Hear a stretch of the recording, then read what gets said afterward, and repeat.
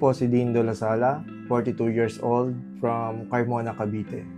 Bago ako magnegosyo dito sa automotive window film installation and supply, nag-work muna ako as a technician sa iba-ibang kasa. After akong mag-work sa iba't ibang kasa at shop, nag-work naman ako abroad. Siguro nasa 2 taon din ang tinagal ko doon sa Qatar. Nung nagpunta ako sa Qatar, of course, umaasa ako na gaganda yung pamumuhay, kaya nag-abroad ako. Pero hindi rin ganun ang nangyari. Kumbaga, sakto lang din ang naging resulta ng pag-abroad ko. Kumbaga, nadagdagan lang din yung knowledge ko nung ako'y nag-abroad about sa automotive industry. Then, after ko sa Qatar, nag-isip na ako ng paraan kung paano hindi na babalik pa sa abroad. Wala naman akong idea that time. Ang alam ko lang, magbigay ng magandang serbisyo. Yun lang ang alam ko. Maging maayos pagdating sa pagtatrabaho,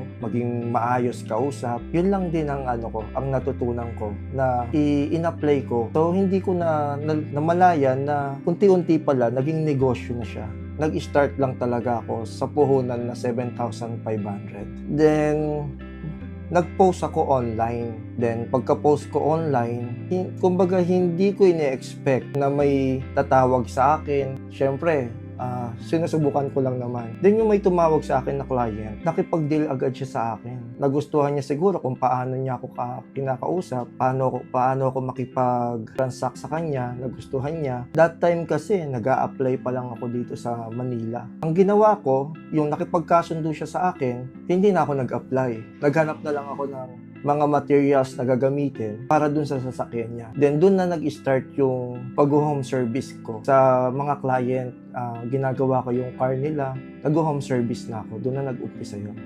Nung tatayo na ako ng business, dumating sa point na naghihingi na ng mga resibo yung aking mga kliyente. May mga nagiging kliyente ako ng kumpanya na tumatawag sa akin. Ano lang naman ako, home service, tapos wala naman kaming before na permit. Kung gusto ko makuha yung client na yon na mga company na nangihingi na ng mga receipt, kailangan ko na magpa-register. So, nung nagpa-register na ako, doon na dumami na rin yung mga company na nag-a-avail ng services namin. Ang Auto Alaga or DAA po is magto 12 years na. This coming August 1, 2026. Malaki ang naitulong ng business na to. Una sa pamilya ko, pangalawa sa mga empleyado na umaasa na magkakaroon sila ng magandang trabaho. As of now, we have 14 employees and nag-start lang ako mag-isa. Ngayon, marami na kaming gumagawa dito sa company. Nag-umpisa kami ng mag-home service lang, individual. Ngayon, hindi lang kami nag-home service. Nagsusupply na rin kami ng mga window film nationwide. Kumbaga, nag-umpisa lang talaga sa maliit lang. After pandemic, lalo pa siyang lumaki. Yun ang nangyari ng mga pandemic. Halos paubos na rin yung pera namin. Siyempre, ang iniisip mo, hindi lang naman sarili mo. Iniisip mo yung mga empleyado na aasa kapag nahirapan sila. Ikaw ang unang pupuntahan. Siguro, umabot na lang ng mga 5,000 mahigit na lang yung pera namin in lockdown pa nun. So, malaking malaking problema yun kasi hindi lang naman ang pamilya mo ang iniisip mo yung bawat lalapit sa'yo. Nung dumating yung time na yun, nag-isip kami ng paraan paano kami makakapagbigay ng serbisyo sa mga kliyente namin. Although maraming tumatawag, pero hindi naman namin mabigyan ng serbisyo kasi nga lockdown. So, ang ginagawa namin, tinawagan ko bawat isang empleyado, sige, schedule ka, puntaan mo ito, makiusap kayo, makapasok kayo sa subdivision. Nakakapasok sila sa subdivision para lang makapagbigay ng serbisyo, magawa yung sasakyan ng kliyente.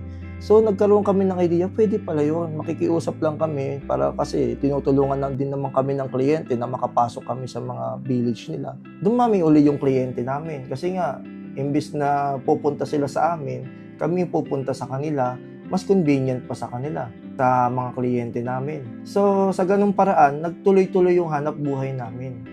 Sa mga gustong mag-umpisa ng negosyo, ang unang sumasagi sa isip ng bawat isa, mahirap yan.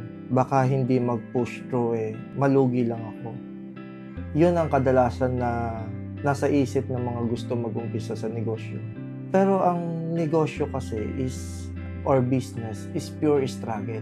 Mas malaki ang i-struggle mo sa negosyo at sa buhay, mas malaki rin ang benepisyo na matatanggap mo kapag hindi ka sumuko sa buhay at sa negosyo. Pero kung ang isip natin is ayaw natin mag-struggle or ayaw natin mamroblema, hindi tayo makaka-achieve ng malaking reward sa buhay at sa negosyo. Kaya ang problema, kasama yan sa buhay. Struggle, pagtitiis, hindi mawawala yan. Dahil nandyan ang sekreto sa success. Pagtiwala natin sa Diyos ang lahat ng ating ginagawa. Lakipan natin ng sipag at tiyaga. Laban lang.